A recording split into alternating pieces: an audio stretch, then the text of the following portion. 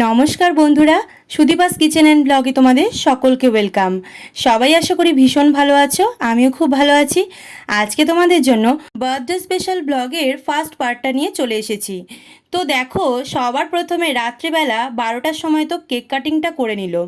আমি ওর জন্য একটা চকলেট কেক বানিয়েছিলাম, যেটাতে কি না থিমটা ছিল পুরোপুরি সচিন তেন্ডুলকরের থিমের ওপরে। কারণ ও কিন্তু ভীষণ পরিমাণে সচিন তেন্ডুলকরের ভীষণ ফ্যান। যাই হোক, তো রাত্রিবেলা কেক কাটিং তো হয়ে গেল। আর আমি সকালে বলবো না, একদম ভোরবেলা উঠেছিলাম। ভোরবেলা উঠেই তাড়াতাড়ি করে পুজোর ফুলটা নিয়ে চলে এলাম, স্নান করে নিয়েছি। আর সেদিন তো ছিল বৃহস্পতিবার, তো সেই জন্য মিষ্টিও আমি আগেই এনে রেখেছিলাম, আর ফল আনা ছিল। তো সেই মিষ্টি আর ফল দিয়ে পুজো দেব। জানি বৃহস্পতিবারে পুজো দিতে তো একটু দেরি হয়ই, কারণ ঘট পাততে হয়। তারপরে আরও এমনি আজকে অনেক কিছু করার আছে, অনেক কিছু প্ল্যানিং করে রেখেছি। তো সেই জন্য একদম সকাল সকাল মোটামুটি 6টা সাড়ে 6টার মধ্যে পুজো আমি করে নিয়েছি, সকালে তাড়াতাড়ি করে উঠে। তো দেখো, এই দেখো আমার পুজো হয়ে গেছে। আর তোমরা কিন্তু আমাকে ব্লগে বলেছিলে যে কর্পূর দেওয়ার সময় ওই কর্পূরের বাইরের যে প্লাস্টিকের পার্টটা থাকে ওটা ফেলে দিয়ে করতে, তো আমি সেরকমই করেছিলাম। আর তোমরা বলেছিলে ঘটে কিন্তু তুলসী পাতা দিতে নেই, তো আমি কিন্তু সেটা দিইনি। তো দেখো, হয়ে গেছে পুজো দেওয়া। এবার আমি প্রসাদটা নিয়ে যাচ্ছি। আর ও তো তখন ঘুম থেকে ওঠেনি, এই সবে সবে ঘুম থেকে উঠেছে। মানে মুখ চোখ দেখেই বুঝতে পারছো বিরক্ত হচ্ছে, ঘুম থেকে উঠলে এরকমই করে থাকে মুখটা। যাই হোক, তো এই যে ফুলটা একটুখানি ছুঁয়ে দিলাম, বার্থডে বয় বলে কথা। তো তারপরে এই দেখো, আমার তো স্নান টান হয়ে গেছে। এবার চলে যাব আমি রান্নাঘরে। রান্নাঘরে অনেক কিছুই গোছানো রয়েছে আর কি আজকে। তো সবার প্রথমে দেখো, ময়দা মেখে নিচ্ছি। ময়দা মাখছি এই কারণে, সকালবেলাতে লুচি করব। আর ও তো তোমরা জানোই লুচি ভীষণই প্রিয়, তো সেই জন্য সকালে লুচিটা করব বলে একদমই অল্প ময়দা মেখেছিলাম, কারণ আমি তো লুচি পছন্দ করি না, সেই জন্য। আর এখানে দেখো 2 প্যাকেট দুধ আমি আগেই এনে রেখেছি। মানে মোটামুটি যা যা রান্না করব আমি সব কিছুই আর কি আগে প্রায় 2-3 দিন ধরে বাজার করে রেখে দিয়েছি, যেটা কিনা ওকে আমি জানতেই দিইনি। কারণ ও যখন অফিসে বেরিয়ে যায় তারপরে আর কি আমি সেগুলো গিয়ে কিনে নিয়ে আসি, কারণ সব জেনে গেলে তো সারপ্রাইজ থাকবে না, না। তো তারপরে দেখো, এই যে পায়েস বানাবো তার জন্য 2 প্যাকেট মানে 1 লিটার দুধ নিয়েছিলাম আর কি। আর ওদিকে গোবিন্দভোগ চালটাকে আমি ঘি দিয়ে ভালো করে একটু মেখে রাখলাম। এবার দুধটা তো ফুটে গেছে, আর ওর মধ্যে দিয়ে দিলাম তেজপাতা আর এলাচ। এলাচটা দেওয়ার পরে দেখো ভালো করে ফুটিয়ে নিয়েছি। তারপরে আমি চালটা, যেটা ঘি মাখিয়ে রেখেছিলাম আর কি, সেটা পুরোটা দিয়ে দিলাম। মানে 1 লিটার দুধে আমি আর কি 100 গ্রাম চাল দিয়ে করেছি, মানে একদম ক্ষীরের মতো পায়েস যেটাকে বলে। মা ঠিক এরকমভাবেই করে, তো মার কাছ থেকে আর কি এটা শেখা। তো তারপরে কাজু কিশমিশও দিয়ে দিয়েছি, বেশ কিছুটা দিয়ে দিয়েছি। আর আমি আজকে যে পায়েসটা করছি এটা তো কোনো গুড় দিয়ে তো করছি না। তো মা বলেছিল যে বাতাসা দিয়ে করলে পরে এর টেস্টটা ভালো হয়, তো সেই জন্য আমি বাতাসা কিনে এনেছিলাম আর কি। তো বাতাসাই দিয়ে দিলাম, তো কালারটাও বেশ লালচে লালচে মতো হয়, আর খাওয়ার মানে টেস্টটাও বেশ ভালোই হয়। তো বাতাসা দিয়ে দিলাম, আর বেশ কিছুটা চিনিও দিয়েছিলাম, তার কারণ হচ্ছে মিষ্টিটা আর একটু লাগতো আর কি। যাই হোক, তো পায়েস তো আমার মোটামুটি রেডি হয়ে গেছে। আর এবার আমি বাটিতে ওর জন্য তুলে রাখবো। এই দেখো, পায়েস রেডি হয়ে গেছে। এবার চলে যাচ্ছি পরবর্তী রান্নায়। এখানে দেখো মশলা কষাচ্ছি। পুরো রান্নাটা তো দেখানো সম্ভব না, কারণ সেদিন এত তাড়াহুড়ো ছিল, আর আরও অনেক কিছু করার ছিল। তো সেই জন্য ঘুগনি করেছিলাম আর কি, আগের দিনই রাত্রেবেলাতে আর কি ভিজিয়ে রেখেছিলাম ঘুগনির ডালটা। তো করে নিয়েছি সকালবেলাতে ঝপাঝপ করে। আর ময়দা তো মাখাই হয়ে গেছে। আর এই দেখো, ওকে পায়েস যে দেবো সে বাটিটাতে তুলে রেখেছি। তো যাই হোক, সকালের মোটামুটি গোছানো গাছানো তো কমপ্লিট হয়ে গেছে, আর ময়দা মাখাই আছে। যখন খেতে বসবে তখন লুচিটা ভেজে দিলেই হয়ে যাবে।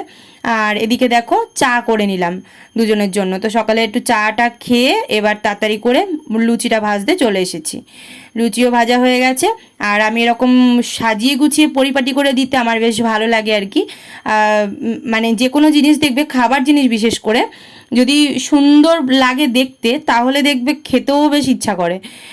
তো যাই হোক, তো খেতে বসে গেছে। আর ওর মিটিং ছিল সকালবেলাতে, অফিসের মিটিং তো থাকে প্রতিদিনই প্রায়, তো সেইটা আর কি করছিল ফোনে।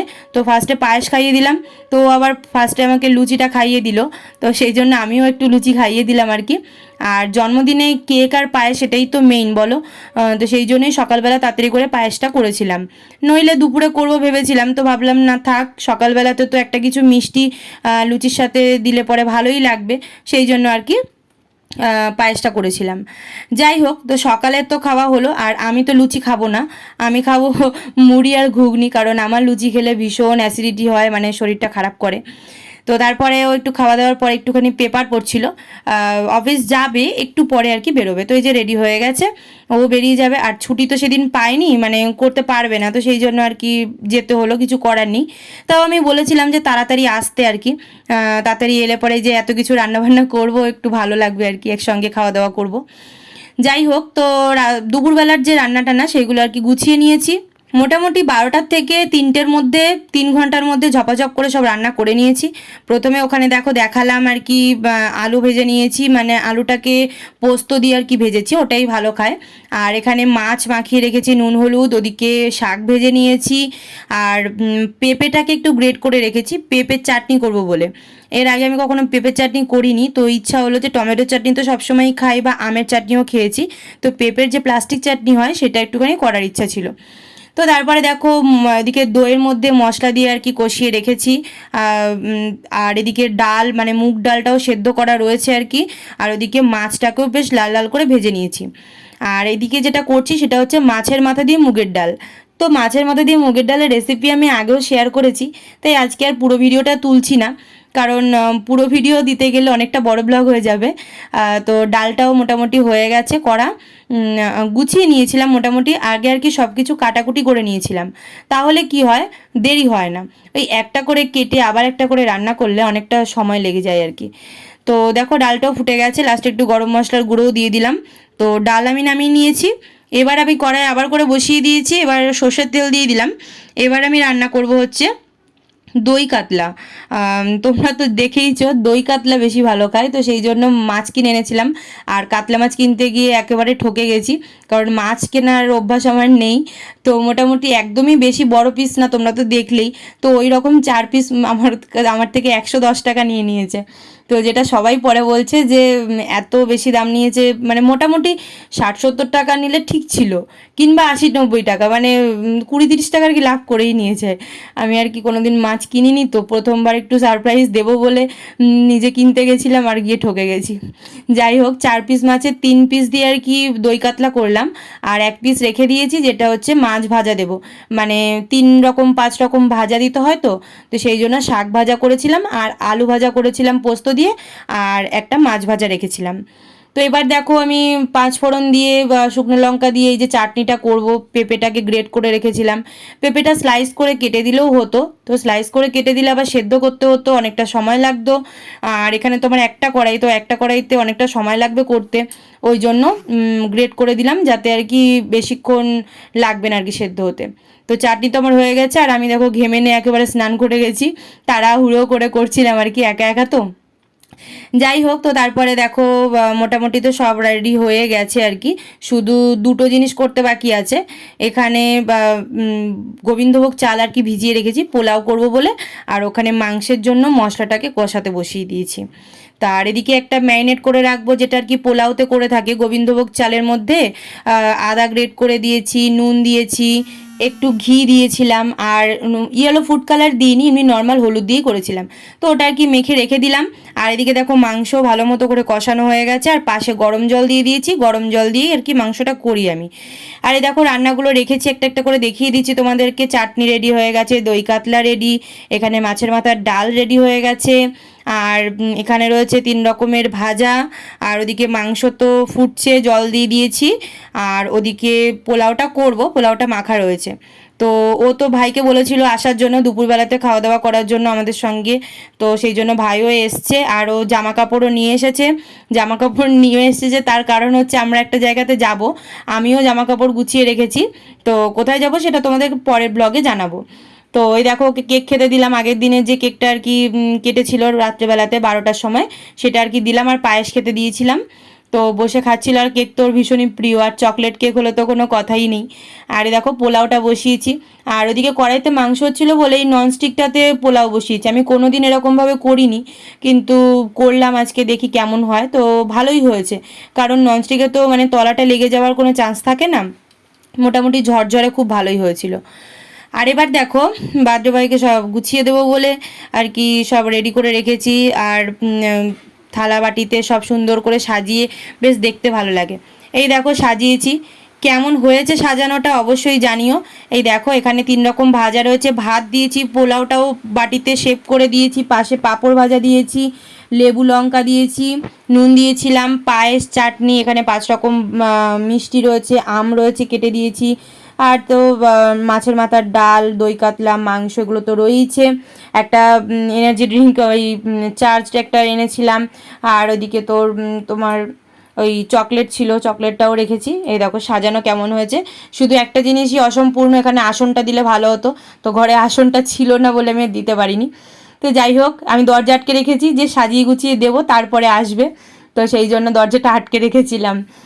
তো এবার আসছে, এসে দেখে অবাক হয়ে গেছে, বলছে এত কিছু এত কিছু কখন রান্না করলে, 12টা থেকে 3টের মধ্যে 3 ঘন্টার মধ্যে কি করে রান্না হয়ে গেল এত কিছু। তো তারপরে তো খেতে বসে পড়েছে, আর বলছে কোনটা দিয়ে শুরু করব বুঝতে পারছি না। তারপরে বলছে যে ভাইকে দিয়েছো তো, তখন ভাইকে অলরেডি খেতে দিয়ে দিয়েছিলাম, কারণ ওর আসতে একটু দেরিই হতো, তো বেকার বসে থাকবে কেন, তো সেই জন্য 3টের সময় ওকে খেতে দিয়ে দিয়েছিলাম। আর ও তারপর দেখি 10-15 মিনিট পরেই চলে এসেছে। তো কি আর করা যাবে, ভাইয়ের তখন খাওয়া হয়ে গেছে, আর ও তারপর বসেছে খেতে। তো ফার্স্টে মানুষ ভাজা টাজা দিয়ে খায়, এ তো ফার্স্টে পাঁপড় খেলো আর পাঁপড় দিয়ে চাটনি খেলো। আমি এবার বলছিলাম প্রথমে কেউ পাঁপড় চাটনি খায়, তা শুধু দেখছে যে এরকমভাবে সাজিয়ে, বলছে এত কিছু করার কোনো দরকারই ছিল না, নর্মাল ভাত মাংস করলেই হয়ে যেত। আর তারপরে আমি করেছিলাম এই কারণেই, কারণ ওর অনেক দিন থেকে আর কি বাঙালি থালি খাওয়ার খুব ইচ্ছা ছিল। তো দোকানে রেস্টুরেন্টে গেলে তো বাঙালি থালি করে দেয়, ঠিক আছে, কিন্তু ঘরে করে খাওয়ার বাইরে খাওয়াটা অনেকটা তফাৎ আছে। যাই হোক, তো এই দেখো গোছানো টোছানো কমপ্লিট, এবারও খেতে বসে পড়ছে, আর আমিও এবার বসে পড়েছি। আমি ওর থেকেই হয়ে যাচ্ছে আর কি অল্প অল্প করে, কারণ সব তো পারবে না, তাই আর এই ভিডিওটা কে তুলে দিচ্ছে বলো তো, ভাই। ও এইরকম আলফাল ভিডিওই তোলে আর কি, আমি এইরকম অবস্থা মানে ঘেমে নিয়ে স্নান করে রয়েছি আর কি, সেই অবস্থায় ভিডিও তুলছে। যাই হোক, তো রাত্রে এই দুপুরবেলার তো এইসব আয়োজন ছিল, মোটামুটি খাওয়া দাওয়াও হয়ে যাবে। আর খাওয়া দাওয়ার পরে আমরা কোথায় যাব সেটা আমি তোমাদেরকে নেক্সট পার্টে জানাবো। আর রাত্রেবেলাও একটা সেলিব্রেশনের ব্যাপার রয়েছে, সেটাও তোমাদেরকে দেখাবো। তো তার জন্য আমার পেজটাকে অবশ্যই ফলো করে রেখো, আমার পাশে থেকো। আর ইউটিউব থেকে দেখলে আমার চ্যানেলটিকে সাবস্ক্রাইব করে প্লিজ পাশে থেকো।